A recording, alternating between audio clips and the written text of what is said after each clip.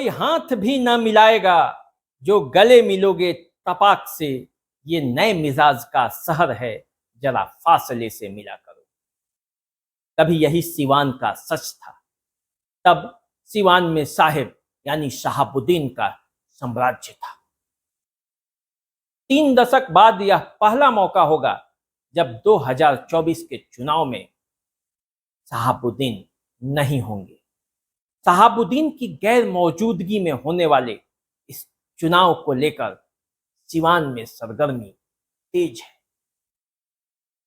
संसद का सपना देखने वाले नेताओं के लिए ये एक अवसर की तरह है, क्योंकि इसके पहले तो मौका ही नहीं मिलता था।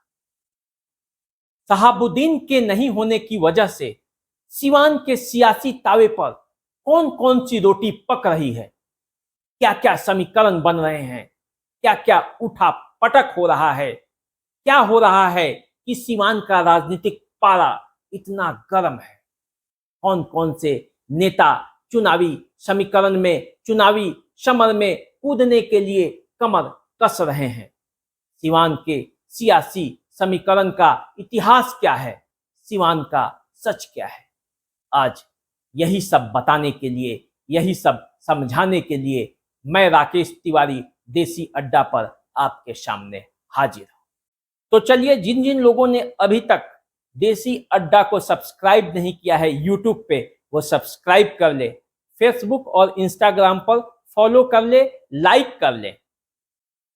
तो अब चलिए सिवान के सियासी संग्राम का सच जानते हैं और पड़ताल करते हैं, खंगालते हैं सिवान के इतिहास के उन पन्नों को जिस पर आगे बढ़कर यहाँ के राजनेताओं ने अपनी राजनीतिक जमीन तैयार की थी। सिवान लोकसभा क्षेत्र के राजनीति के 2 भाग हैं।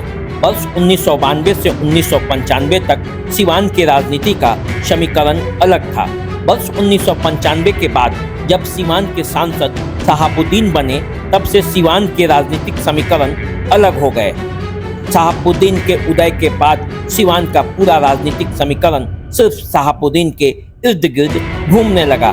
शहाबुद्दीन के इशारे पर ही सिवान की सियासत में चुनावी समीकरण सेट होते थे। वैसे इमरजेंसी से पहले सिवान लोकसभा क्षेत्र पर कांग्रेस का दबदबा था। आज़ादी के बाद 1957 में इस सीट पर हुए पहले आम सभा चुनाव में कांग्रेस प्रत्याशी झूलन सिंह ने जीत दर्ज की थी।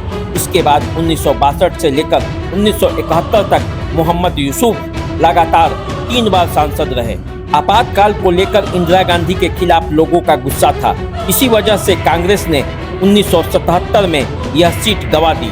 1980 और 1984 में कांग्रेस यहां दोबारा जीती। इसके बाद अब तक हुए आम चुनावों में कांग्रेस एक बार भी नहीं जीत हासिल कर पाई है।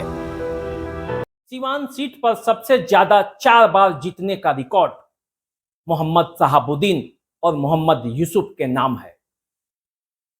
मोहम्मद यूसुफ एक बार चुनाव हार भी चुके हैं, जबकि शहाबुद्दीन इस सीट पर कभी नहीं हारे।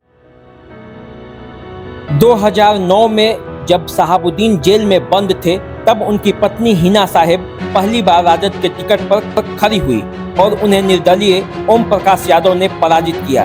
इसके बाद यहाँ की राजनीति से शहाबुद्दीन की पकड़ कमजोर होती चली गई।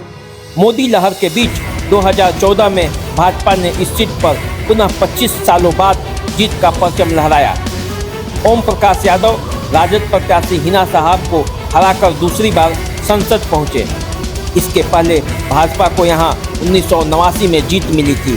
तब जनार्दन तिवारी ने कांग्रेस के अब्दुल गफूर को हराकर भाजपा का खाता खोला था। वर्ष 2019 में सीट शेयरिंग के कारण सिवान सीट जदयू के खाते में आई और पार्टी ने यहां से बाहुबली अजय सिंह की पत्नी कविता सिंह को टिकट दिया। उन्होंने महागठबंधन की तरफ से राजद उम्मीदवार हिना साहिब को पराजित कर सिवान सीट पर अपना कब्जा जमाया। वे अभी सिवान से सांसद हैं। अब चलिए जरा सिवान लोकसभा क्षेत्र का राजनीतिक गणित समझ लेते हैं। इस लोकसभा क्षेत्र के अंतर्गत 6 विधानसभा आती है।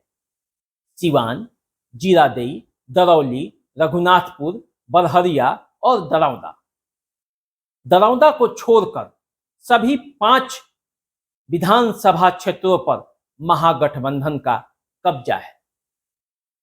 इस क्षेत्र में यादव और मुस्लिम वोटों की बहुलता है, लेकिन स्वर्ण, दलित और कुशवाहा वोट यहां कोई भी राजनीतिक समीकरण बदल देने की कुवत रखते हैं।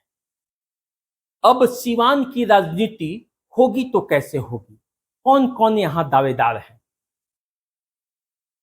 तो महागठबंधन की ओर से हिना साहेब और टुन्नाजी पांडे का नाम आगे है, लेकिन राजद को यहां धर्म संकट है और वो धर्म संकट को मिटाने के लिए वो माले को भी ये टिकट दे सकती है। ऐसी स्थिति में हिना साहब यदि चिराग का दामन थाम ले तो आपको आश्चर्य नहीं होना चाहिए। राजद में एक और दावेदार हैं अवध बिहारी चौधरी, जो वर्तमान में विधानसभा का अध्यक्ष भी हैं।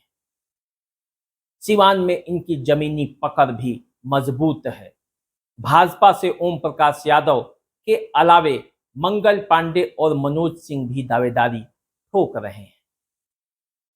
जदयू की ओर से यहां की वर्तमान सांसद कविता सिंह सबसे प्रमुख दावेदार हैं, क्योंकि वे निवर्तमान एमपी भी हैं।